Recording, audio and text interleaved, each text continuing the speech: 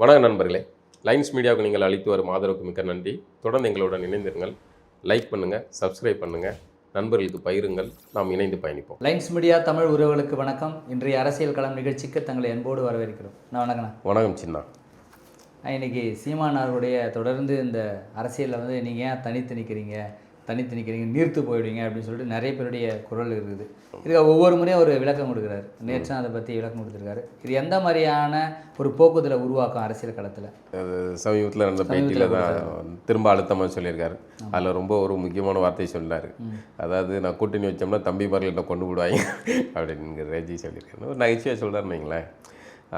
சீமான் அவர்களுக்கு அவர் தேர்தல் அரசியலுக்குள்ள வந்த பிறகு தமிழ் தேசிய அரசியல் அப்படின்னு ஒரு கருத்துருவாக்கத்தை முன் வச்சு ஒரு அரசியல் பயணத்தை முன்னெடுக்கிறார். அதன் பிறகு அவர் கூட்டணி எந்த இதுலேயும் தனித்தே போட்டி தங்களுடைய கருத்தியலை ஏற்றுக்கிட்டு வர்றவங்கள அந்த கட்சிகளை சேர்த்துக்கிடுவோம் அப்படிங்கிறத முன்ன வைக்கிறார். ஆனால் கள நிலவரம் எல்லாமே தனித்து ஒரு கட்சி அதிகாரத்தை பிடிக்க முடியாது அப்படிங்கிறது தான் கள நிலவரம். இது உங்களுக்கு பிடித்தாலும் சரி பிடிக்கலனாலும் சரி, நீங்கள் தம்பியாக இருந்தாலும் சரி, விஜயோடைய ரசிகராக இருந்தாலும் சரி, அல்லது 200 ரூபா ஓபியாக இருந்தாலும் சரி, இதுதான் யதார்த்தம். உண்மை அதுதான். சீமான் தொண்டை தண்ணி வத்த உடம்பெல்லாம் சட்டையெல்லாம் வேர்த்து நடைய என்ன தான் பேசினாலும் முழுமையாக ஒரு கட்சி தனித்து ஒரு கட்சி அதிகாரத்தை பிடிக்க முடியும் அப்படிங்கிற கள நிலவரம் இல்லை. இது அவருக்கு தெரியும். இது அவருக்கும் தெரியும். ஆனால் அந்த கள நிலவரத்தை உருவாக்கணும்னு சீமான் ஆசைப்படுறார். அந்த ஆசை தவறு கிடையாது. ஏன்னா இந்த மொத்த அமைப்பையுமே சமூக அமைப்பையுமே மாற்ற வேண்டிய சுத்தப்படுத்த வேண்டிய தேவை ஒரு கட்சிக்கு இருக்குது. அதுவும் இல்லாமல் அவங்க தமிழ் தேசிய தமிழர்களுக்கான அப்படின்னு ஒரு தனித்த இயக்கமாக வர்றாங்க. இப்போ சுற்றி இருக்கிற எல்லாம் திராவிட அடையாள அரசியல்களாக இருக்குது. ஆக இதே மாதிரி திராவிட கட்சிகள்கிட்ட போய் ஒவ்வொருத்தரும் போய் கூட்டணி சேர்ந்துட்டாங்கன்னா அப்போ இந்த தமிழ் தேசிய அரசியலுங்கிறது கடைசியில் அடைக்கலம் ஆகிறது திராவிடத்துக்கிட்ட அப்படிங்கிறதுக்கு மூறிடும். அப்போ இந்த ஒட்டுமொத்த செட்டப்பையும் மாற்ற வேண்டிய தேவை இருக்குது. அதை பேசி தானே அரசியலில் வர்றாங்க, இவங்க கட்சி தொடங்குறாங்க. மற்ற கட்சிகள்லேருந்து நாங்கள் மாற்று அப்படின்னு பேசுகிறாங்க.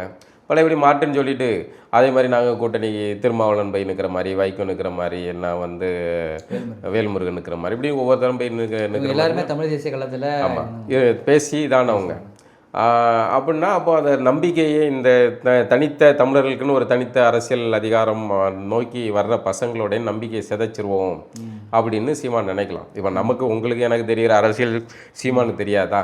தனியாக நின்னா தோத்தான் போவோம், ஜெயிக்க முடியாது அப்படிங்கிறது அவருக்கு தெரியாதா? ஆனாலும் தனியாக நின்று அதை ஒரு நம்பிக்கையை உருவாக்கி சண்டை செய்யணும்னு அவர் ஆசைப்படுறார். அதை நோக்கி தான் அவர் பயணம் செஞ்சுக்கிறார். ஆனால் அந்த சண்டை செய்கிறது சரிதான். அண்ணன் அவர்கள் பயிற்சி எடுக்கிறாரு, முயற்சி எடுக்கிறாரு, எல்லாம் சரிதான். ஆனால் தம்பிகள்கிட்ட எல்லாம் பேசி பார்த்தா அவங்கக்கிட்ட என்னன்னா 2 வகையான மனநிலை இருக்குது. ஒன்று, இதை விருப்பு இல்லாமல் வெளிப்படையாக பேசுவோமே. இதை சீமான் தம்பிமார்கள் கோவிச்சாலும் இது பண்ணாலும் கூட நம்ம இதை கள நிலவரம் யதார்த்தத்தை சொல்லி தான் ஆகணும். சீமான் அவர்களுடைய தம்பிமார்கள் அவங்ககிட்ட எல்லாரும் பரவலாக எல்லார்ட்டையும் பேசினதில்ல.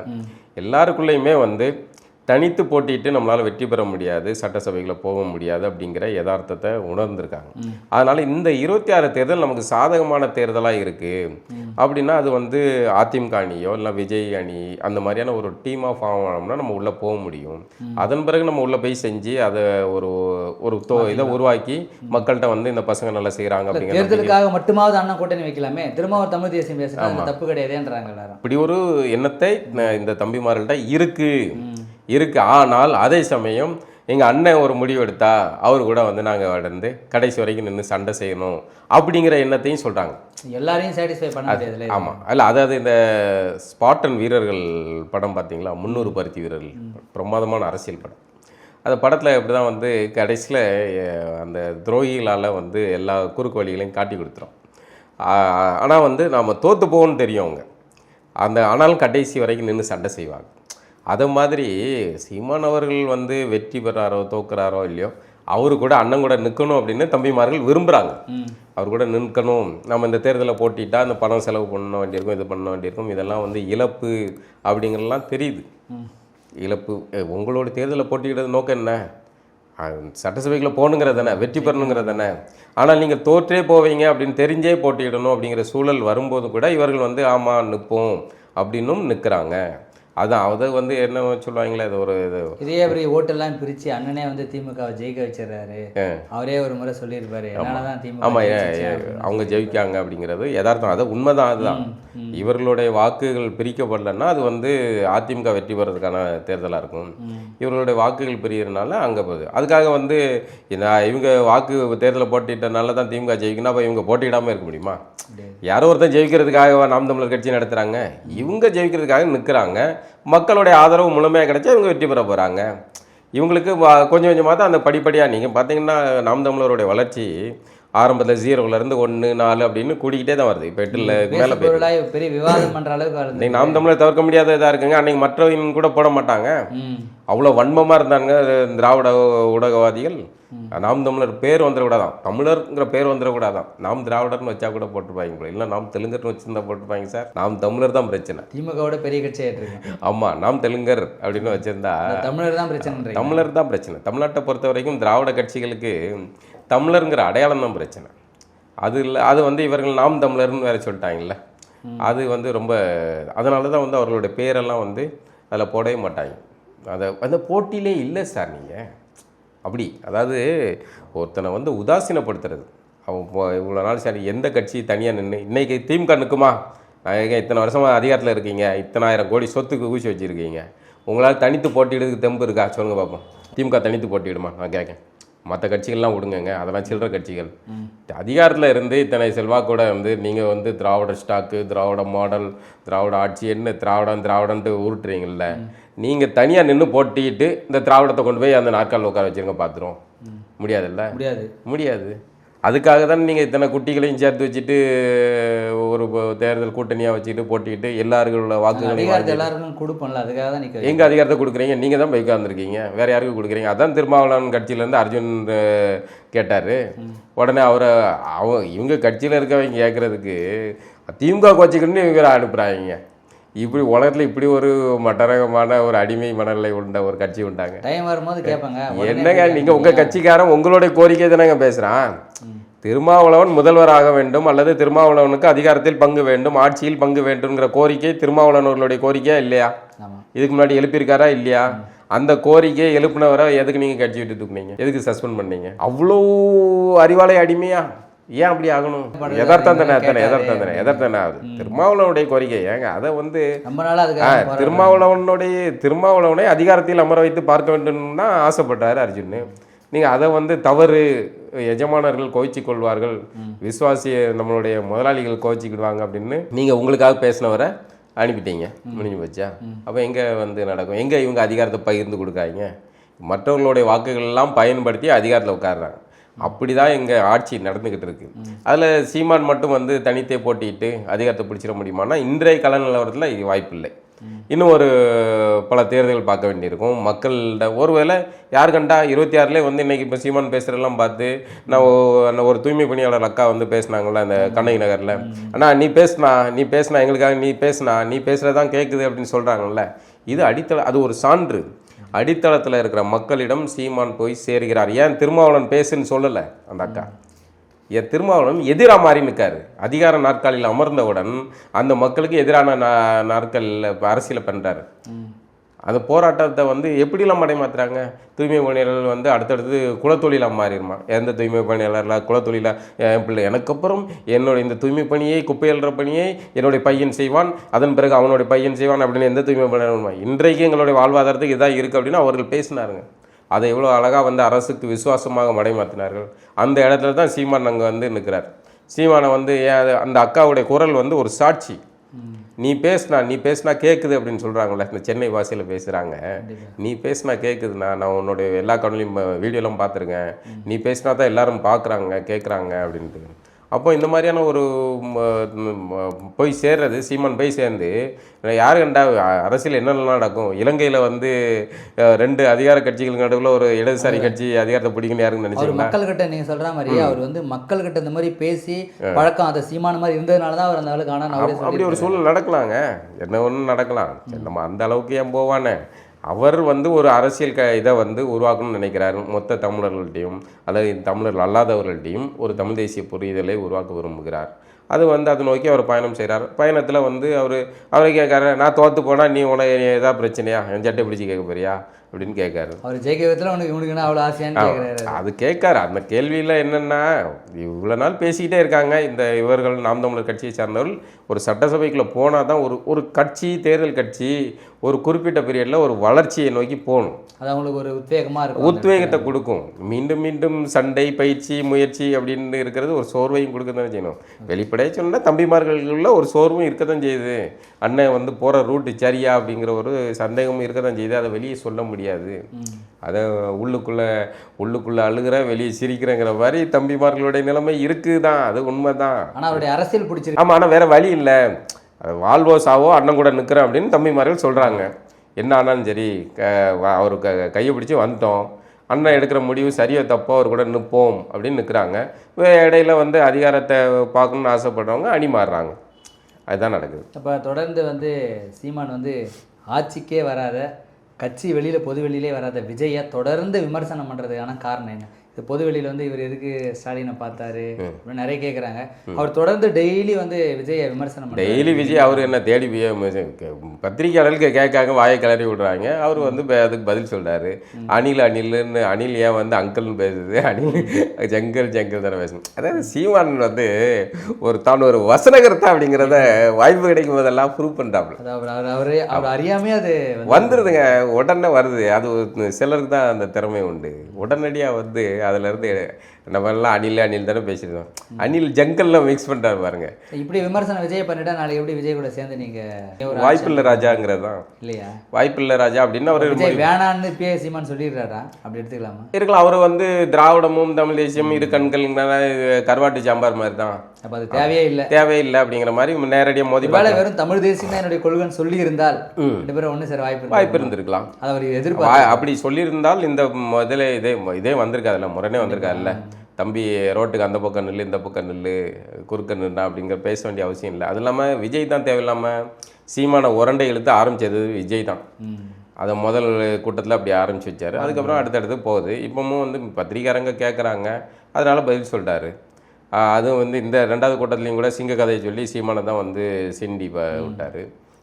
அதனால் இவர் வந்து பதில் சொல்கிறார். அப்புறம் இவர் வந்து சிங்கம் எப்போ குகையில் இருக்குமா, அதாவது பனையூரில் இருப்பாராம். இவர் அந்த கதையில் சொல்ல வர்றது என்ன, அவரும் பனையூரில் வந்து சிங்கம் மாதிரி அவர் இருப்பாராம். எப்போவாது வருவாரா இந்த மாதிரி சீமான் மாதிரியானவர்கள் வந்து அடிக்கடி வெளியே. ஆமாம், அந்த மாதிரி ஒரு இதில் சொல்கிறாரு. அதில் வந்து சீமான் அவர்கள் வெறியாகி அணில் ஜங்கல்னு இவரும் பதிலுக்கு சம்பவம் பண்ணுறாரு. அப்போ சீமான் வந்து வளர்ந்ததே வந்து திராவிட கட்சிகளோடு இருந்தால் வந்தார், பெரியாருடைய மாடியிலேருந்து தான் வந்தவர். இது எல்லாருக்குமே தெரிஞ்ச ஒரு விஷயம். ஆனால் இன்றைக்கி தொடர்ந்து அப்படியே பெரியாருக்கு ஆப்போசிட்டான நிறைய கருத்துக்களை பரப்புறது, பெரியாரை எதிர்க்கிறது வந்து இது பெரியாரிஸ்ட் மத்தியிலேயே தமிழக மக்கள் மத்தியில் நிறைய ஒரு சலசலப்பு உருவாகுது. பெரியார் என்ன படிக்க வச்சாரான்னு ஒரே கேள்வி கேட்டார். ரொம்ப அது சர்ச்சையானது. அந்த சரியான கேள்வி தான். உண்மையாக பெரியார் படிக்க வச்சாரா? பெரியார் எங்கே படிக்க வச்சார்? இப்போ சீமான் கேட்குற கேள்வியில் நியாயம் இருக்கா இல்லையா? கல்வி கல்வி அவர் கொடுத்தாரா? கல்வி யார் கல்வி கொடுத்தா? கேட்குற கேள்விக்கு பதில் சொல்லுங்க. உங்களை இப்போ சின்னா படிக்க வச்சது சின்னாவுடைய அம்மா அப்பாவா யார்? எங்கள் அப்பா அம்மா. இப்போ நீங்கள் வந்து உங்கள் அம்மா அப்பா கஷ்டப்பட்டு படிக்க வைக்கலை, அவங்க உழைக்கலை, இது பண்ணலை, வந்து இவர்கள் வந்து பெரியாரி அமைப்புகள் வந்து கூட்டு வந்து தேடி பிடிச்சி வந்து படிக்க வச்சாங்களா, இல்லை அரசுகள் வந்து பண்ணிச்சா? யார் செஞ்சா? படிப்போம். அவரவர்கள் குடும்பத்தை சேர்ந்தவர்கள் இது பண்ணாங்க. அது இல்லாமல் கேள்வி என்னென்னா, வெள்ளைக்காரன் போயிட்டான், அதுக்கப்புறம் தேசிய கட்சிகள் இருந்தது, அவர்களை அப்புறப்படுத்தி நீங்கள் தமிழின் பெயரால் இந்தி திணிப்புக்கு எதிராக தமிழின் பெயரால் நீங்கள் தமிழை உயர்த்தி பிடித்து தான் நீங்கள் அதிகாரத்தை பிடித்தீர்கள் இந்த திராவிட கூட்டம். சரியா? தமிழர்களுக்காக தமிழர்கள் என்ன நம்பினாங்க? நம்ம வரைக்கும் 2009 வரைக்கும் நம்ம சின்ன பசங்க நம்ம வரைக்கும் நம்பினோம் திராவிடம் நமக்கானதுன்ட்டு. அப்புறம் தான் தெரியுது திராவிடம் வேறு தமிழர்கள் வேறுங்கிறது நமக்கு தெரியுது. அப்போ நமக்கு முந்தைய தலைமுறைக்கு அது தெரிய வாய்ப்பு இல்லை. அப்போ எல்லோரும் தமிழர்களும் நம்பணும். அவங்ககிட்ட அதிகாரத்தை கொடுத்தாங்க. தமிழர்கள்ட்ட நல்லது செய்கிறதுக்கு தானே அவங்களுக்கு அதிகாரத்தை கொடுத்தோம். நீங்கள் வந்து நாங்கள் தான் படிக்க வச்சோம். ஏன்னா வந்து அண்ணா அறிவாலயத்துலேருந்து சொத்தை விற்று படிக்க வச்சிங்களாங்களா? கவர்மெண்ட்டு நம்ம மக்கள் வரி பணம் கட்டுறோம், எல்லாத்துலேயும் காசையும் எடுத்து வச்சு தான் நீங்கள் வந்து பண்ணுறீங்க. அதை செய்கிறதுக்கு தான் உங்களை அந்த நாற்காலில் உட்கார வச்சோம். சரி தானே? இது என்னமோ நீங்கள் வந்து ஓங்கல்லேருந்து சொத்தெல்லாம் விற்று கொண்டு வந்து இங்கே வந்து எல்லோரையும் படிக்க வச்சிங்களா? எப்படி சொல்லுவீங்க நீங்கள்? திராவிடம் தான் படிக்கிறது. திராவிடம் என்ன படிக்க வச்சது? இல்லை ஆரியத்துக்கு எதிர்த்து திராவிடர்கள் தானே இன்னைக்கு திராவிடமே டுபாக்கூரு, திராவிட அரசியலே டுபாக்கூரு. நீங்கள் அதை வச்சுட்டு எப்படி எங்கிட்ட உருட்டிக்கிட்டு இருக்கீங்க? தமிழர்களிடம் இயல்பாகவே முற்போக்குத்தன்மை இருந்தது. அதனால தான் தமிழர்கள் பெரியார் ராமசாமியார் சொன்னார்ன்ட்டு அத்தனை பேரும் சாதி பேர் முன்னாடி வந்து பின்னோட்டு போட்டதை நீக்கினான். ராமசாமியாருக்கு வேற ஒரு சூது இருந்தது. அந்த பேரை நீக்கிறதுக்கு முன்னாடி நீக்க வைக்கிச்சா நம்ம ஆளுங்க வந்து பேர்கள் வந்து மறைவாக இருந்துச்சுன்னா இவன் வந்து அதிகாரத்தில் உட்கார்ந்துக்கலாம் அப்படின்னு பேர் இருந்தால் தெரிஞ்சு போகும். இவர் ராமசாமி நாயுடு அப்படின்னா தெரிஞ்சு போயிடும். அதனால் அது வந்து தூக்குனார். அவ்வளோதான். அவருக்கு இங்கே சாதி ஒழிக்கிறது நோக்கம்லாம் ஒன்றும் கிடையாது. இவருக்கு பொறுத்த வரைக்கும் ஆரியர்களை பிராமணர்களை ஒற்றை எதிரியாக காட்டி மற்ற எல்லாரையும் வந்து சேர்த்துக்கிட்டு அதிகாரத்தில் போய் உட்கார்ந்துடணும் அப்படிங்கிற நோக்கத்தை தவிர சாதி ஒழிப்பு நோக்கம்லாம் ஒன்றும் இருந்ததில்லை. அப்படி இருந்திருந்தால் அதுக்கப்புறம் வந்து இங்கே மற்ற சாதிகளுக்கு எதிரான அரசியலை பேசியிருக்க வேண்டும். இன்னைக்கு வரைக்கும் இருக்க சாதி அது இன்னைக்கு வரைக்கும் சாதி இருக்க மட்டும் இல்லை, அது கொடூரமாக தீவிரமாக மாறி இருக்கு. இன்னும் எழுதி வச்சுக்காங்க. இதை சொல்கிறது கசப்பாக தான் இருக்குது. இது வரைக்கும் இருந்த அந்த அரசியலுக்கு மாறாக தமிழ்நாட்டில் இனிமே சாதி தான் முதன்மையான அரசியலாக மாறப்போகுது. சாதி இப்போ இனிமேல் அடுத்த தலைமுறை பாருங்கள், சாதி பேருக்கு முன்னாடி சாதி போடுற தலைமுறை உருவாகும். இது வரைக்கும் இல்லைல்ல. இப்போ வந்து இந்த ஃபார்ம்களெல்லாம் வந்து ஃபர்ஸ்ட் நேம் மிடில் நேம் சர்நேம்னு ஒன்று வச்சிடலாம். இப்போ மெட்ரிகுலேஷனில் சிபிஎஸ்சி பள்ளிகளில் படிக்கிற தலைமுறைகளுக்கு இதை பற்றி எதுவும் தெரியாது. அது சர்நேம்னா பின்னட்டு போடுறங்கிற போட்டால் தான் அந்த ஃபார்ம் ஃபில் ஆகுது. ஆன்லைன்லலாம் ஃபில் பண்ணணும், அதை போட்டு தான் ஆகணும். இப்போ அதை நோக்கி போட ஆரம்பிப்பாங்க. அதுக்கேற்றாப்புல இங்கே வந்து தமிழ் குடிகள் அப்படின்னு ஒரு அரசியல் முன்னெடுக்கப்படுது. தமிழர்கள் நீங்கள் சொல்கிற மாதிரி இவ்வளோ திராவிட கட்சிகள் இருக்குது. நிறைய இதர கட்சிகள் வந்து சாதி ஒழிப்பே நிறைய பேர் இந்த மாதிரி மக்கள் விடுதலை இன்னும் நிறைய இருக்கிறாங்க. சாதி ஒழிச்சே தீரணும். சாதி ஒழிப்பு அதுதான் சொல்கிறேன். அது வந்து போலித்தனமானதுங்கிறேன். சாதி ஒழிப்பு சாதியை கடந்து எல்லாரும் சமமாக மாறுறதுங்கிறது உயர்ந்த நோக்கம். ஆனால் இங்கே என்ன ஆகிப்போச்சுன்னா, இங்கே ஒரு புண்ணு இருக்குது, சாதிங்கிற ஒரு புண்ணு இருக்குது. அந்த புண்ணை வந்து அதுக்கு வெளியே தெரிஞ்சால் தான் நம்ம அதுக்கு வந்து மருந்து போட முடியும், சிகிச்சை இது பண்ண முடியும். ஆனால் இங்கே என்ன ஆகுதுன்னா, அந்த புண்ணுக்கு மேலே நம்ம லிப்ஸ்டிக் அடித்து வச்சாச்சு, பலன்னு இருக்குது பார்க்கறதுக்கு. அதனால் அது வந்து தெரியல. அதான் அந்த பேரை நீக்கிறோம், பேரை விட்டுட்டோம் அப்படிங்கிறது இருக்குல்ல, பேரை எடுத்துட்டோன்ட்டு. பேருக்கு முன்னாடி இருந்து சாதியை தூக்கிட்டோம் இல்லையே, மூளையிலேருந்து தூக்கலை. ஆனால் நீங்கள் மும்பை, மகாராஷ்டிரா மற்ற மாநிலங்கள்லாம் பார்த்தீங்கன்னா எடுத்துக்கிட்டிங்கன்னா அங்கே அவங்க பேருக்கு முன்னாடி சாதி இருக்குது. இவர் இன்னாருன்னு தெரிஞ்சு தான் அவரை மதிக்கிறான். சரியா? எல்லா சாதியும் அங்கே போட்டாங்க. அந்த எந்த ஜாதி, அந்த மேல் ஜாதி கீழ் ஜாதி அந்த புண்ணாக்கு ஜாதிலாம் கிடையாதுங்க. எல்லாருக்கு முன்னாடி சர்நேம் இருக்குது. அந்த சர்நேம் இவர் இன்னாருன்னு தெரிஞ்சு தான் அவரிடம் மரியாதை நடக்கும். எங்கேயுமே வந்து இந்த டிஸ்கிரிமினேஷனே கிடையாதுங்க. மும்பையில் நீங்கள் அரசு அலுவலகத்துக்கு போனீங்கன்னா ஜெய்பீம் சொன்னீங்கன்னா வேலை உடனடியாக நடக்கும். அங்கே வந்து இயல்பாக இருக்குது. அங்கே ஒரு காம்ப்ளே யாருன்னு தெரியுது, ராவ் யாருன்னு தெரியுது, போஸ்லே யாருன்னு தெரியுது. பிரச்சனை இல்லை. தெரிஞ்சு அக்செப்டபிள். இப்போ தெரியாது இருக்கும்போது நான் உங்களை தெரிஞ்சு ஆசைப்படுறேன். இதாகல அந்த நிலை நோக்கி போகணுங்கிறேன். அப்படிதான் போகும் இயல்பாக. அதை நோக்கி வெளிப்படையாக இருந்துட்டீங்கன்னா நீங்கள் யாரும் டீசே பண்ண மாட்டேங்க. அவர் இன்னாரு, அவருக்குன்னு ஒரு மரியாதை இருக்குது. நீங்கள் அவரை திட்டுறதா இருந்தால் கூட அவர் இல்லாத போட்டுலாம் திட்டுவீங்க, திட்ட மாட்டீங்கல்ல. அப்போ எல்லா பயிரிலும் எல்லா சாதியும், எல்லா உயர் ஜாதி புண்டாக்கு ஜாதி எல்லா ஜாதியும் எல்லா பயிரிலும் திட்டம் செஞ்சுதான். நான் சாதியை ஊக்குவிக்கல, நான் கலை யதார்த்தத்தை சொல்கிறேன். திராவிட அரசியல் ஒரு மறைப்பு அரசியலை பண்ணிக்கிட்டு இருந்தது. இப்போ அதுக்கு மாறாக வந்து இனிமேல் வந்து இவனும் தமிழர்களை வந்து ஒடுக்கிறதுக்கு இந்த சாதி பேரை நீக்கினதா அப்படின்னு தமிழ் தேசிய குழுக்கள்கிட்ட கொஞ்சம் பேர்கிட்ட இப்படி ஒரு எண்ணம் உருவாகுது. அது மெல்ல மெல்ல வளர்ந்துக்கிட்டு இருக்குங்கிற யதார்த்தத்தை நான் சொல்கிறேன். இதில் பாதி பேர் என்ன சொல்கிறாங்க, சாதி பெயர் சொல்கிறதே எங்களுக்கு பிரச்சனை கிடையாது, இந்த சாதிய மனோபாவத்தில் இருக்காங்கல்ல, நான் தான் உயர்ந்தவன் அப்படி அந்த தான் குறைக்கணும், சாதி பிரச்சனை அதை நீங்கள் எப்பவும் வரும். எல்லா சாதிக்கும் இங்கே பெருமை இருக்குது. யாரும் வந்து பிறக்கும்போதே இந்த சாதியிலேருந்து இதில் வரணும்னு இல்லை. ஒவ்வொரு காலகட்டத்திலையும் ஒவ்வொரு மன்னர்களால் உங்களுக்கு பிடிக்காத மன்னர் இருந்தோம்னா உங்களை வீழ்த்திருப்பான். உங்களுக்கு பிடிச்ச மன்னர் தான் நீங்கள் உயர் சாதி. உங்களுக்கு பிடிக்காத மன்னர் அதிகாரத்தை பிடிச்சா நீங்கள் கீழ் சாதி. இதுதான் உங்களை வந்து வீழ்த்தி நீ நாளையிலேருந்து இந்த வேலையை செய்யணும்னு சொல்லியிருப்பான். நீங்கள் அதில் வேலை செஞ்சுக்கிட்டு இருப்பீங்க. திரும்ப உங்கள் மன்னர் வந்து இடத்த பிடிக்கிற வரைக்கும் நீங்கள் அந்த வேலையை செஞ்சுக்கிட்டு இருப்பீங்க. திரும்ப உங்கள் மன்னர் வந்த உடனே நீங்கள் பழையபடி நீங்கள் வந்து அரண்மனைக்குள்ள போய் உட்காந்துருவீங்க. இவ்வளோதான், அவ்வளோதான் மாற்றம். இதையே வந்து காலத்துக்கு வந்து நீங்கள் இப்படி தான் அப்படின்னு பிற்பாடு வந்த கூட்டம் வந்து செஞ்ச சதி அது இன்றைக்கும் தொடருது. அது மாறுறதுக்கு இப்போ பல சாதிகளோடைய நீங்கள் வரலாறு எடுத்து பார்த்தீங்கன்னா, இன்றைக்கு ஆண்ட பரம்பரை பேசுகிற பல சாதிகள் இருக்குல்ல, இந்த சாதிகள் எல்லாமே ஒவ்வொரு காலகட்டத்திலையும் ஒடுக்கப்பட்ட சாதிகள். வரலாறு படி டாக்குமெண்ட் எடுத்து பார்த்தால் இவர்கள் எல்லாம் ஒடுக்கப்பட்டவர்கள்.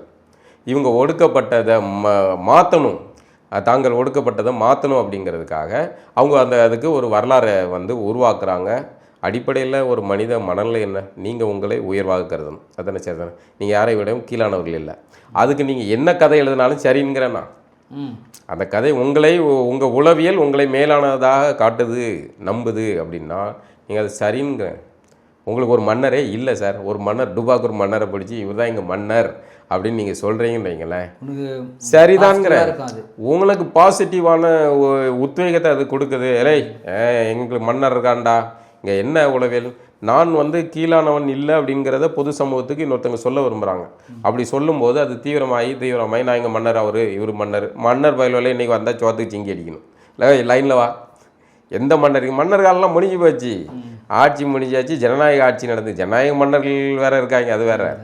மன்னர்னு வந்து இன்றைக்கி எவனா ஆளை தூக்கிட்டு நான் மன்னர்னு வந்தால் தம்பி 15 நாள் உள்ளே போயிட்டு வா அனுப்பி வச்சுருவாங்கல்ல, அதுதான் யதார்த்தம். ஆனால் நமக்கு ஒரு இது உளவியல் தேவைப்படுது. நான் அதை வந்து ஒரு கட்டுரை எழுதினேன், மன்னர்களின் எலும்புக்குட்டை தேடி அலையும் சாதிய மணலை அப்படின்னு ஒரு கட்டுரை.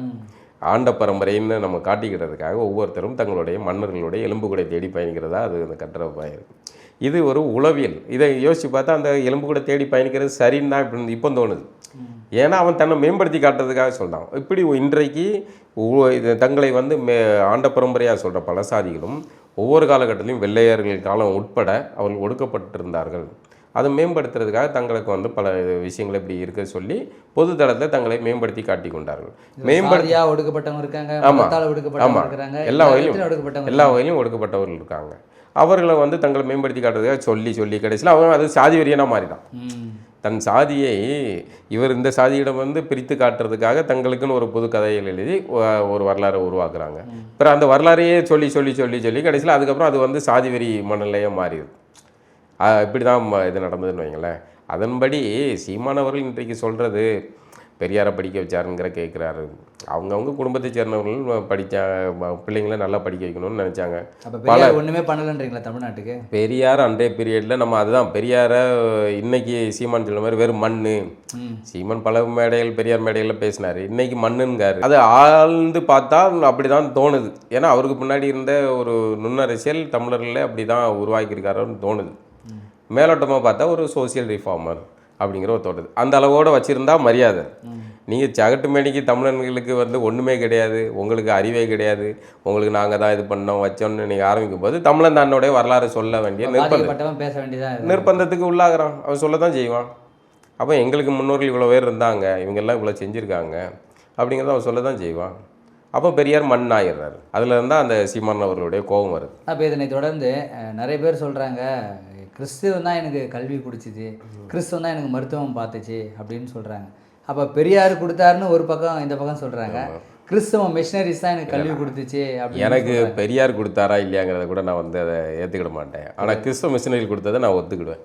கிறிஸ்தவ மிஷினரிகள் கொடுத்தார்கள். அன்றைக்கு அவனுக்கு கல்வி கொடுக்கணுங்கிற நேர்த்திக்கடன் அதெல்லாம் இல்லை.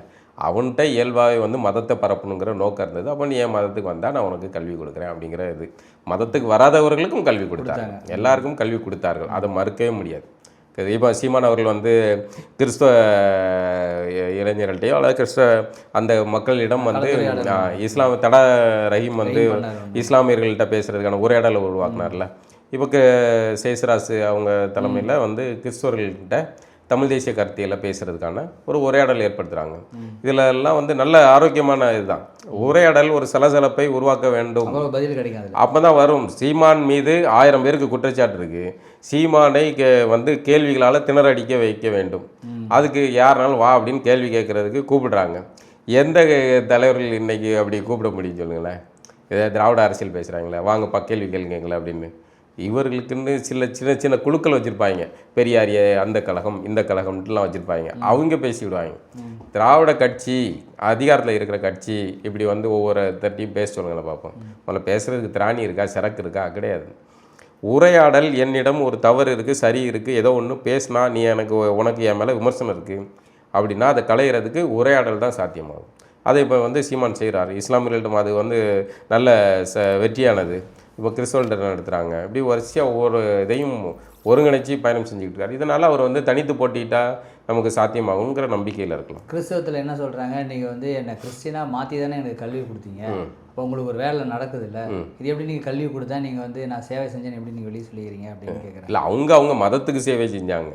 அவங்களுக்கு இது தேவை மதத்தவர்களை எண்ணிக்கை பெருக்கிறது. நமக்கு தேவை கல்வி. அவ்வளோதான் ரிசல்ட். கல்வி தேவைப்பட்டுச்சு, அவங்க மதம் அவ்வளோதான், முடிஞ்சு போச்சு. கல்வி வந்துட்டா உங்களுக்கு வந்து வேலை கிடைச்சிரும்.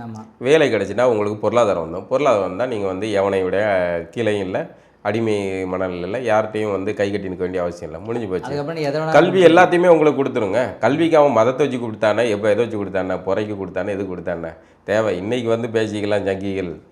ஆனால் அன்னைக்கு கிறிஸ்தவர்கள் வந்து இன்றைக்கு தமிழகம் வந்து கல்வியில் மேம்பட்டு இருக்குன்னா அன்றைய கிறிஸ்தவ மிஷினரிகள் முக்கிய காரணம். அமைச்சர்களே படிச்சிருக்காங்க மிஷினரி பள்ளி. அமைச்சர்களே என்ன, பலரும் வந்து அதில் தான் படிச்சிருக்காங்க. வெள்ளைக்காரன் வந்து இங்கே கல்வியை கொடுத்தான் அப்படிங்கிறது தான் உண்மை. பலருக்கும் வந்து கல்வி கொடுத்தான். வெள்ளைக்காரன் செஞ்ச சாதனையெல்லாம் இவங்க செஞ்சதா இவங்க சொல்லிக்கிட்டு இருக்காங்க. திராவிட அவங்க செஞ்ச ட்ரெயினில் தான் போயின்னு ஓடிக்கிட்டு இருக்கு.